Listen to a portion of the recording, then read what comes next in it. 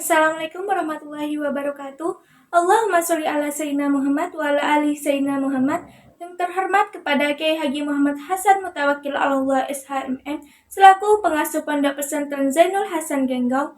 Yang terhormat kepada Bapak Abdul Aziz Wahab BAMAG selaku Rektor Universitas Islam Zainul Hasan Genggong. Yang terhormat kepada Ibu Wahyu Lestari MPD selaku Dekan Fakultas Tadris Umum Unza. Yang terhormat kepada Ibu Eka Rahayu MPD selaku Kaprodi Tadris Matematika Unza, dan yang terhormat kepada dosen pengampuh mata kuliah Strategi Belajar dan Pembelajaran Matematika Ibu Wahyu Lestari MPD. Yang saya sayangi orang tua yang selalu mendoakan saya dan juga yang selalu saya banggakan teman-teman seperjuangan. Perkenalkan, nama saya Atika Syifa Nazalia dari Tadris Matematika semester 4 Universitas Islam Zainul Hasan Genggong. A few moments later. Di sini saya akan menjelaskan tentang teori belajar matematika. Teori behaviorisme. Teori belajar behaviorisme merupakan teori belajar yang digagas oleh Gage dan Berliner serta sudah cukup lama diterapkan oleh para pendidik di dunia. Teori ini berpendapat bahwa perubahan tingkah laku merupakan hasil dari pengalaman yang didapat. Teori ini juga dikenal dengan model stimulus dan responnya. Melihat siswa sebagai individu yang pasif, maka dapat disimpulkan bahwa proses belajar mengajar menurut aliran ini menekankan pada pemberian stimulus dan respon yang menjadi rutinitas peserta didik. Teori behaviorisme juga memiliki tujuan untuk menambah pengetahuan dan aktivitas belajar, sehingga pengetahuan yang sudah dipelajari peserta didik dapat terungkap kembali. Prinsip-prinsip dalam teori behaviorisme antara lain. Yang pertama, objek psikologi adalah tingkah laku. Yang kedua, semua bentuk tingkah laku dikembalikan pada refleks. Yang ketiga, mementingkan pembentukan kebiasaan. Yang keempat, perilaku nyata dan terukur memiliki makna tersendiri. Dan yang terakhir, aspek mental dari kesadaran yang tidak memiliki bentuk fisik harus dihindari. Tokoh-tokoh aliran behaviorisme. Yang pertama ada Edward Lee Thorndike, yang kedua ada John Watson, yang ketiga ada Clark Leonard Hull, yang keempat ada Edwin Guthrie, dan yang kelima ada Bruce Frederick Skinner. Yang pertama, Edward Lee Thorndike berpendapat bahwa interaksi antara stimulus dan respon merupakan aktivitas belajar. Menurutnya, apa saja yang dapat merangsang aktivitas pikiran, alat indera, atau perasaan peserta didik merupakan stimulus, sedangkan reaksi yang muncul dari peserta didik ketika belajar merupakan respon.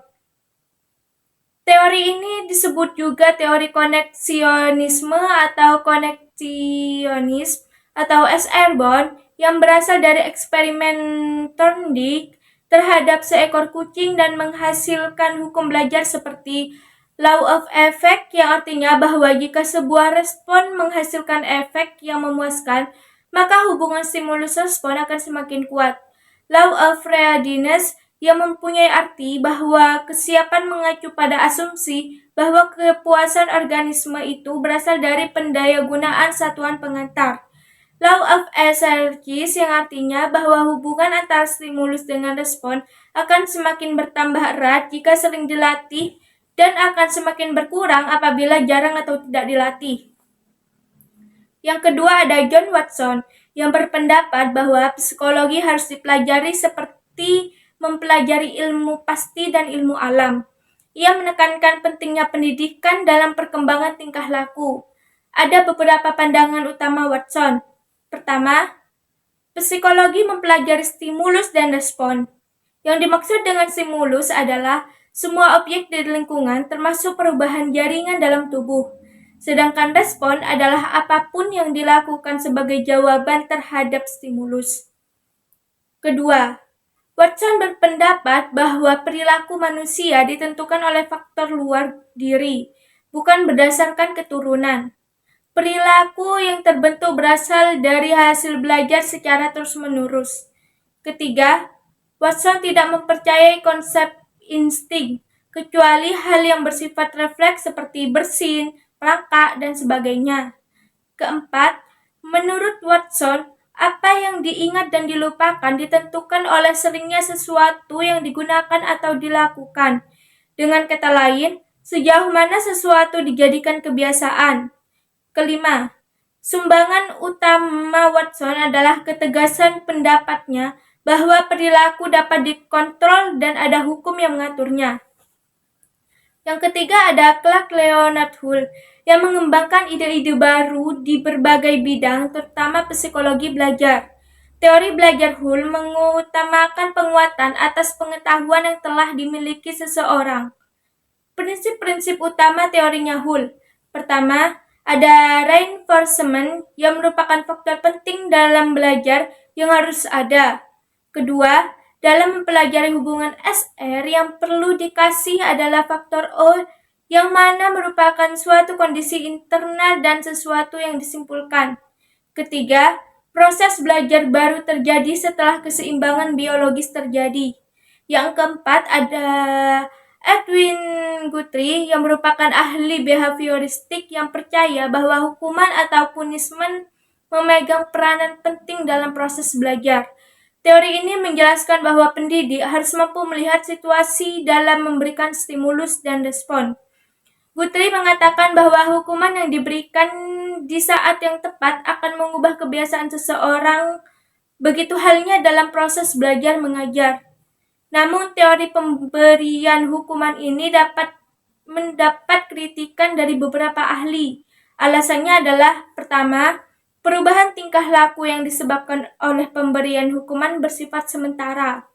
Yang kedua, dikhawatirkan ada dampak psikologis yang terjadi kepada si penerima hukuman. Yang ketiga, hukuman yang diberikan dapat menjadi dorongan si penerima hukuman untuk melakukan hal-hal lain agar terbebas dari hukuman.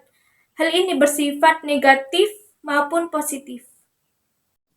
Yang kelima ada Bruce Frederick Skinner yang merupakan ahli psikologis yang memandang bahwa hukuman bukanlah metode yang tepat untuk mengontrol perilaku, karena hukuman dapat memberikan dampak negatif dan bertolak belakang dengan keinginan si pengontrol.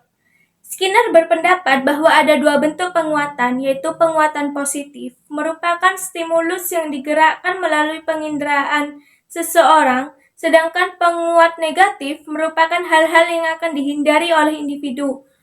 Hukum-hukum belajar Skinner yang pertama, Law of Operant Conditioning, yaitu jika timbulnya perilaku diiringi dengan stimulus penguat, maka kekuatan perilaku tersebut akan meningkat. Dan yang kedua, Law of Operant Extinction, yaitu jika timbulnya perilaku operan telah diperkuat melalui proses conditioning, namun tidak diiringi stimulus penguat, maka kekuatan perilaku tersebut akan menurun bahkan musnah. Teori kognitivisme. Teori kognitivisme memiliki pandangan bahwa seseorang yang menerima informasi akan menyusun, menyimpan, dan menemukan hubungan antara pengetahuan yang baru dengan pengetahuan yang telah ada. Selain itu, konsep belajar dalam teori kognitivisme mengenal istilah asimilasi dan akomodasi, yaitu proses belajar secara kontinu antara individu dan lingkungan sehingga menghasilkan perubahan pengetahuan dan tingkah laku. Teori ini menyatakan bahwa proses lebih penting daripada hasil, seperti berikut. Yang pertama, belajar tidak sekedar melibatkan stimulus dan respon, tetapi juga melibatkan proses berpikir. Dan yang kedua, ilmu pengetahuan dibangun dalam diri seseorang melalui proses interaksi yang terus-menerus dengan lingkungan. Ada beberapa teori dalam aliran kognitivisme. Yang pertama, teori Gestalt yang merupakan proses pembelajaran mengutamakan belajar yang bermakna, sehingga tidak menimbulkan ambiguitas. Yang kedua, teori skemata Piaget. Teori ini mengatakan bahwa pengalaman kependidikan harus dibangun di sekitar struktur kognitif peserta didik. Yang ketiga, teori belajar sosial Bandura ini mempercayai bahwa model akan mempunyai pengaruh yang paling efektif apabila mereka dianggap atau dilihat sebagai orang yang mempunyai kehormatan, kemampuan, status tinggi, dan juga kekuatan. Sehingga dalam banyak hal, seorang pendidik bisa menjadi modal yang paling berpengaruh. Yang keempat, Pengolahan informasi Norman yang berpendapat bahwa seorang individu akan menghubungkan materi yang baru ia temui dengan yang pernah diketahuinya. Teori humanisme. Teori humanisme mengutamakan kebebasan peserta didik dalam menyelesaikan permasalahan atau menemukan suatu konsep belajar dengan caranya masing-masing. Peserta didik berperan sebagai subjek didik dan pendidik berperan sebagai pengarah atau fasilitator. Peran pendidik sebagai fasilitator adalah sebagai berikut. Yang pertama, memperhatikan peserta didik dan menciptakan suasana belajar yang menyenangkan. Yang kedua, menerapkan metode belajar yang bervariasi. Yang ketiga, menyediakan sumber belajar yang luas dan tidak terbatas serta mudah diakses oleh peserta didik. Dan yang terakhir, pendidik menjadi tempat untuk bertanya tanpa peserta didik merasa takut. Teori konstruktivisme. Teori konstruktivisme memiliki perspektif bahwa belajar merupakan konstruksi informasi yang masuk ke otak. Belajar yang bersifat konstruktif ini sering digunakan untuk menggambarkan jenis belajar yang terjadi selama pemecahan masalah yang kreatif di dalam kehidupan sehari-hari. Berikut adalah pandangan aliran konstruktivisme yang pertama. Belajar merupakan proses membentuk makna dari apa yang dilihat, dengar, rasakan, dan alami.